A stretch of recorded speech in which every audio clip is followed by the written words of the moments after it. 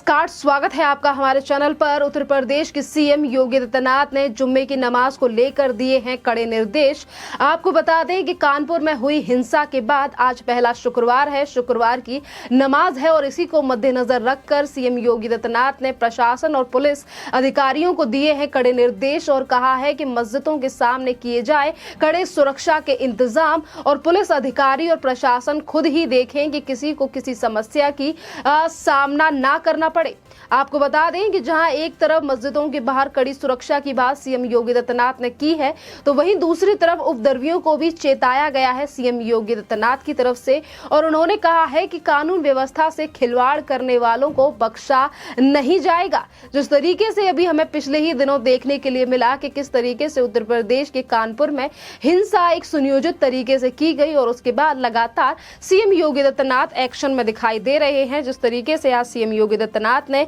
कहा है कि प्रदेश में कानून व्यवस्था से खिलवाड़ करने वालों को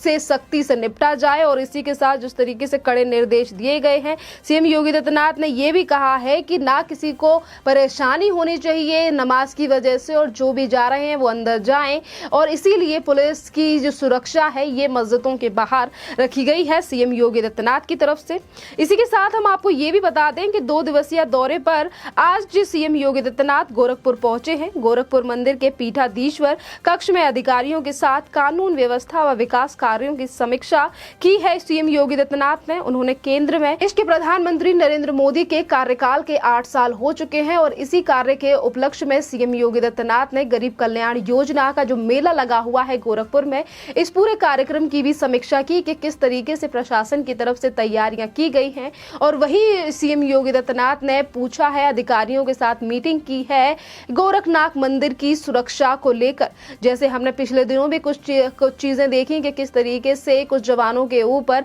एक हमलावर यानी कि एक व्यक्ति किस तरीके से सामने आया और उसने पीएसी के जवानों पर चाकू से हमला कर दिया था। तमाम चीजें इस तरीके की देखी गई तो उसको लेकर भी तमाम सवाल खड़े हुए थे। आज सीएम योगी आदित्यनाथ आज अगर 2 दिवसीय दौरे पर गोरखनाथ पहुंचे हैं, जहां से वो कई 5 बार सांसद भी रहे हैं सीएम योगी आदित्यनाथ और वहां की भी सुरक्षा का जायजा लिया है सीएम योगी आदित्यनाथ ने। और बात अगर उत्तर प्रदेश की कानून व्यवस्था की जाए तो किस तरीके से सीएम योगी आदित्यनाथ आज उपद्रवी और आरोपियों के खिलाफ लगातार एक्शन ले रहे हैं, ये दिखाई दे रहा है कि किस तरीके से कल जिन भी पुलिस अफसरों के नाम और चैट निकलकर सामने आए थे, मास्टरमाइंड हाशिम के फोन से उन अफसरों के ऊपर भी कार्यवाही की जा रही है। जांच अभी उत्तर प्रदेश की इस सरकार की तरफ से निर्देश दे दिए गए थे और जांच में जो भी चीजें निकलकर सामने आएंगी उसी के आधार पर सीएम योगी आदित्यनाथ की तरफ से और उनके प्रशासन की तरफ से कार्यवाही की जाएगी। आपको बता दें कि अगर अधिकारियों का नाम किसी भी तरीके से इस हिंसा में सम्मिलित पाया जाता है या जिस तरीके की चैटें सामने आई हैं कि ये लोग कांटेक्ट में थे हिंसा होने से पहले मास्टरमाइंड हाशमी के, इन चीजों की अगर पुख्ता रिपोर्ट जो है वो मिलती है पुलिस के लिए अगर जांच के बाद, तो आप देख सकते हैं कि कितनी ही बड़ा एक्शन लिया जाएगा सीएम योगी आदित्यनाथ की तरफ से इन पुलिस अफसरों के ऊपर भी जिनका नाम लगातार आ रहा है कि ये लोग मास्टरमाइंड जफर हाशमी के कांटेक्ट में थे हिंसा फैलाने से पहले। इसी के साथ अगर हम अपडेट की बात करें कानपुर हिंसा को लेकर, तो पुलिस लगातार उपद्रवी हैं उनकी पहचान कर करके उनको गिरफ्तार करने में लगी हुई है। एक के बाद एक बड़ी सफलता उत्तर प्रदेश की पुलिस के हाथ लग रही है, जिस तरीके से बड़े सबूत मिल रहे हैं इस पूरे प्रकरण को लेकर। बात अगर मस्जिद को लेकर भी आज की जाए तो जिस तरीके से सीएम योगी आदित्यनाथ ने कहा है कि मस्जिदों के बाहर कड़ी सुरक्षा हो और प्रशासनिक जो अधिकारी हैं और उत्तर प्रदेश की जो पुलिस है वो खुद इन चीजों का ध्यान रखे कि किसी को भी किसी चीज की समस्या ना हो। आपको बता दें कि जुम्मे की नमाज को लेकर ये सख्त निर्देश जो सीएम योगी आदित्यनाथ की तरफ से दिए गए हैं, इसका एक कारण ये भी है कि 3 जून को जिस वक्त पर उत्तर प्रदेश के कानपुर में दंगे फैले उस दिन भी शुक्रवार था और जुम्मे की नमाज के बाद ही ये दंगे और ये पेट्रोल बम से जो हमले किए गए थे और ये पत्थरबाजी की गई थी, ये जुम्मे की नमाज के बाद ही की गई थी कि किस तरीके से कुछ लोग नमाज पढ़कर सामने आए और उन्होंने दुकान बंद बंद करने के लिए जो मार्केट एरिया है वहां पर लोगों से कहा और बार बार पे कहा कि आप दुकान बंद कर दीजिए। जिस तरीके से नुपुर शर्मा के बयान को ढाल बनाकर उन लोगों ने इस तरीके से चीजें करने की कोशिश की। और वहीं अगर आपको बता दें कि उस समय पर देश के प्रधानमंत्री नरेंद्र मोदी से लेकर काफी बड़ी हस्तियां पहुंची हुई थी उत्तर प्रदेश में उस समय पर, और जैसे ही प्रशासन को इन सभी चीजों की खबर लगी, प्रशासन और उत्तर प्रदेश की पुलिस जो है उसने मौके पर पहुंचकर कुछ लोगों की गिरफ्तारी की और इस पूरे मामले को शांत करवाया था। सीसीटीवी के आधार पर आज उत्तर प्रदेश की पुलिस जो है वो कार्यवाही कर रही है और हर उस दंगाई की गिरफ्तारी की जा रही है जिसने 3 जून को उत्तर प्रदेश के कानपुर में इस तरीके से हिंसा को अंजाम दिया। और किस तरीके से एक सुनियोजित तरीके से इस हिंसा को हम देख सकते हैं, और ये हिंसा सुनियोजित तरीके से ही है जिस तरीके से मास्टरमाइंड जफर हाशमी की तरफ से भी इन चीजों को कबूला गया है कि हाँ, हम पहले से प्लानिंग कर रहे थे। क्योंकि नुपुर शर्मा का बयान 26 तारीख का था, 26 तारीख को भी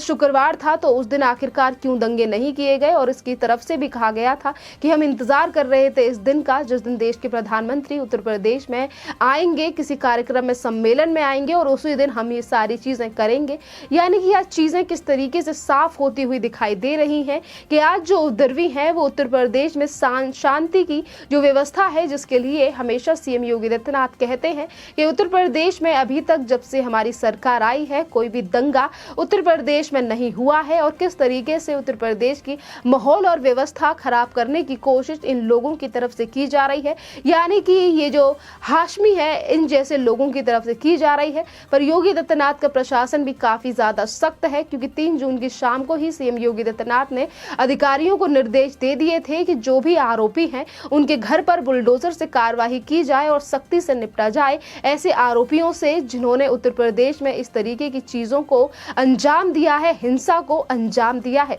इसी के साथ हम देखें तो ये सुनियोजित तरीके से साजिश, एक तरफ मास्टरमाइंड ने चीजों को कबूल लिया है, उसकी बीवी का नाम भी सामने आ रहा है। उत्तर प्रदेश पुलिस के रिमांड में है इस समय पर मास्टरमाइंड हाशमी। और इसी के साथ हम आपको बता दें कि जिस तरीके से पत्थरों का जिस तरीके से भंडार देखा गया कि ये लोग कभी रेडी पे लेकर पत्थर आ रहे थे और वहां से लगातार पत्थर चलाए जा रहे थे, एक तरफ पत्थर तो वहीं दूसरी तरफ पेट्रोल बम। जिस तरीके की तैयारियां थी ये दर्शाती हैं कि ये काफी लंबी साजिश थी और ये सुनियोजित तरीके से साजिश की गई थी कि हाँ, हमें जुम्मे की नमाज के बाद इस तरीके से उत्तर प्रदेश में माहौल खराब करने की कोशिश करनी है और इस तरीके से दंगा फैलाना है कि जिस दिन देश के प्रधानमंत्री नरेंद्र मोदी आए हैं उत्तर प्रदेश में उन तक चीजें जाएं। इस हिंसा को अंजाम दिया गया था, पर शायद उपद्रवियों को ये नहीं पता था या फिर वो भूल चुके थे कि प्रदेश में सीएम योगी आदित्यनाथ की सरकार है जो कि जीरो टॉलरेंस की नीति पर काम करती है। आरोपी हो या दंगाई, हर किसी के साथ कार्यवाही की जाती है। आज प्रशासन भी मिनटों में कार्यवाही करता है और यही बड़ा कारण है कि 3 जून को जिस समय पर कानपुर में हिंसा हुई, प्रशासन भी और जो पुलिस प्रशासन है वो सही समय पर पहुंचा था और इसीलिए चीजों को कंट्रोल कर लिया गया था। वरना जो उपद्रवी थे, जिस तरीके की उनकी प्लानिंग थी कि पेट्रोल बम और पत्थरों का भरमार जिस तरीके से उन लोगों के पास थी, वो तो उत्तर प्रदेश का काफी ज्यादा माहौल खराब करने की सोच रहे थे और इसीलिए चीजों को बीच में ही रोक लिया गया है। अब देखते हैं कि जिस तरीके से फोटो सामने आ रही हैं, उत्तर प्रदेश पुलिस के सामने लगातार सीसीटीवी फुटेज की मदद से लोगों की गिरफ्तारी की जा रही, आरोपियों की धरपकड़ की जा रही है और साथ में उन लोगों के ऊपर भी कार्यवाही करने की बात कही गई है उत्तर प्रदेश पुलिस की तरफ से, जो लोग इन आरोपियों को छुपने या फिर इनको संरक्षण देने का काम कर रहे हैं। जी हाँ, ये सख्त निर्देश दिए गए हैं उत्तर प्रदेश पुलिस की तरफ से। और इसके साथ ही अभी जो फोटो चिपकाया गया था उत्तर प्रदेश यानी कि कानपुर के कई चौराहों पर और उसी के अलावा उत्तर कानपुर के बाहर भी चिपकाए गए हैं ये पोस्टर,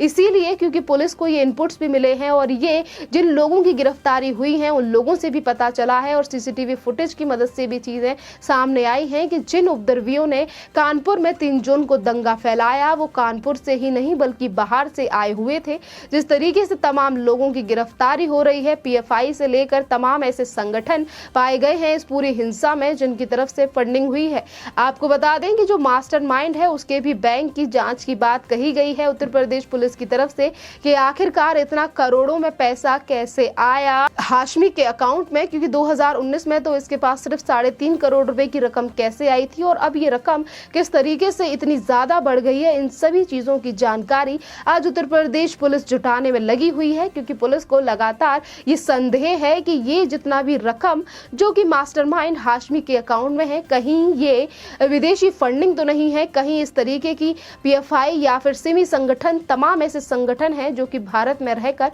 माहौल खराब करने की कोशिश करते हैं और फंडिंग कर कर ऐसे ही लोगों को अपनी कठपुतली बनाते हैं भारत में इस तरीके से दंगे और हिंसा कराने के लिए। क्योंकि पहली बार नहीं है, पीएफआई का नाम कई जगहों पर सामने आ चुका है, दिल्ली हो या उत्तर प्रदेश या फिर हो बेंगलोर के दंगे। जिस तरीके से एक सोशल मीडिया की पोस्ट को चलते ही बेंगलोर में तमाम घरों को जला दिया गया था, उस समय पर भी पीएफआई का ही नाम आया था और तब भी कई गिरफ्तारियां बेंगलोर की पुलिस की तरफ से की गई थी। खैर, इस टॉपिक पर आपका क्या कहना है, आप हमें कमेंट करके जरूर बताइए। धन्यवाद।